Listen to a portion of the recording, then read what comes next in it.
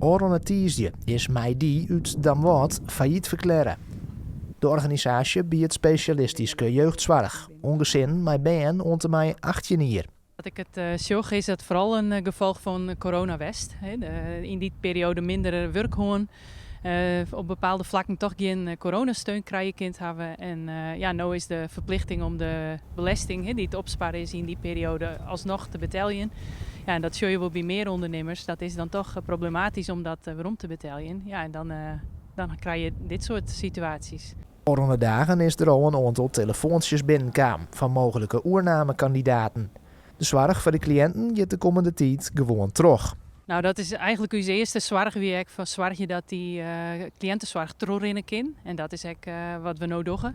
En dat is de bedoeling dat we de komende weken zoeken naar een permanente oplossing voor deze situatie.